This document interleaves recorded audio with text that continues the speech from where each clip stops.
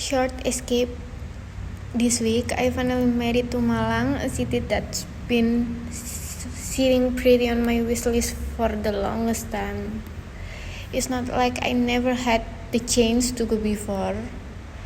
Friends from work, campus buddies, even some cousins had all invited me at some point.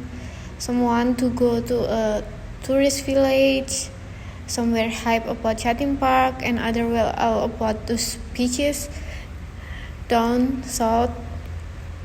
But for some reason, I just never felt the vibe. I don't know, maybe the rainy weather lately, or maybe my mood just hadn't been in sync with the idea of a trip.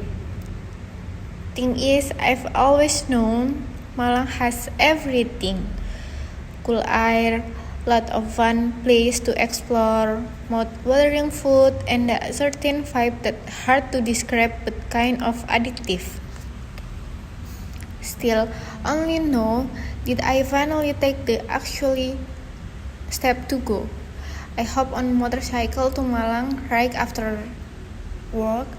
I was already a bit tired, but I was so pumped that I didn't really care. Of course, things didn't go as planned because wait all day. My coworker who was supposed to come along gasped me. I waited forever. And in the end, I decided to just leave on my own. If I kept waiting, I probably arrive in Malang at midnight or something.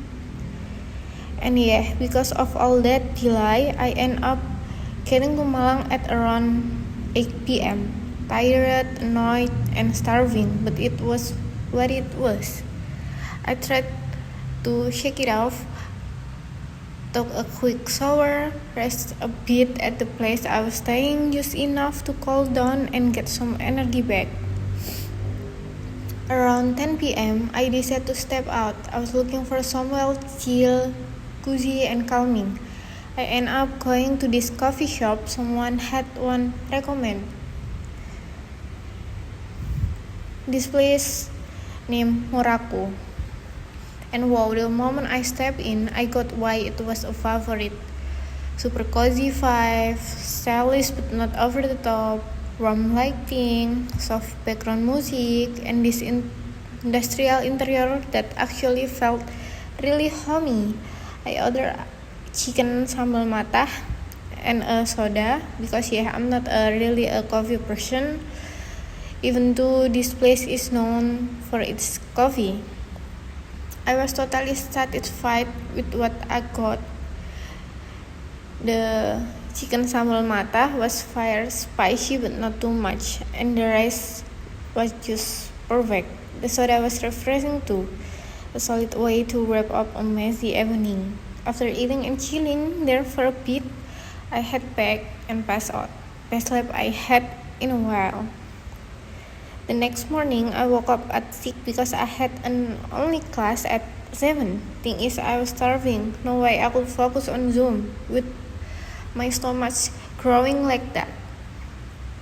So I headed out early and walked to Pasar Klajen.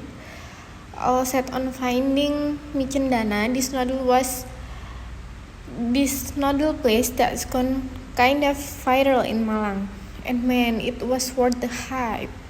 Spring noodle, flavor packet seasoning, and that addictive spiciness. I ate it while turning into Zoom from my phone, sitting in a corner of the market, watching the early morning buzz. It was oddly comforting. Like even just for a moment, I was part of the city rhythm. After that, class was still going, so I looked for another coffee shop to finish it off. I found a small and comfy spot, ordered as chocolate, and wow, it legit tastes like melted chocolate wafer. Super creamy but not overly sweet. I sat there, listening to the lecture, and occasionally scrolling through the photo I took that morning. Feel like life was giving me a small pause button, and I was finally breathing at the right pace. Once the class was done, I started getting hungry again, and since I've got this little ritual I always do when I am in Malang. I'm at Maui straight to bakso Bang Jenggot. This isn't just regular meatball. The broth is rich, the bakso is soft but dense, and the topping you can choose wherever. My fave, the one with tetelan. Every bit felt like a warm welcome. It gave me that homey feeling, even though I'm not from Malang. That place, that flavor, it holds memory that always make me feel hard.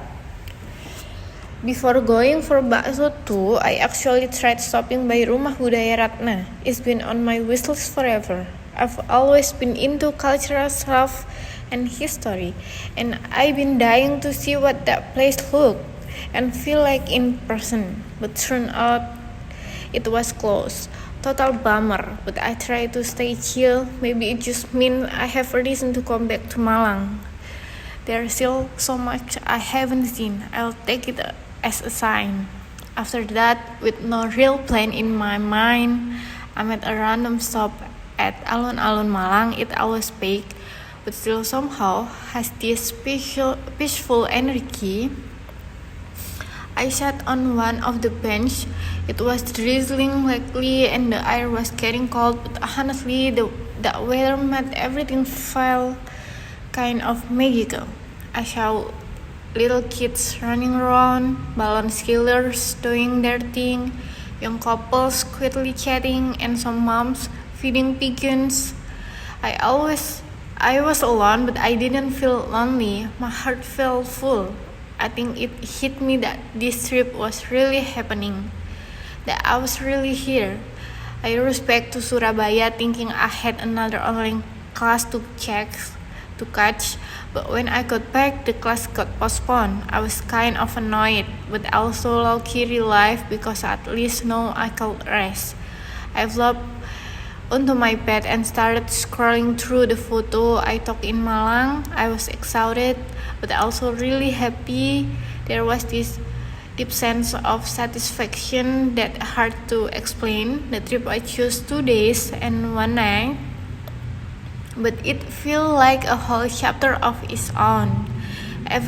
Not everything went smoothly. Some stuff was annoying, some a little disappointing, but that's exactly what made the trip feel real and worth remembering. Because Malang wasn't just about cool place or delicious food. It was about everything I felt while I was there: peaceful, warm, and constantly surprised.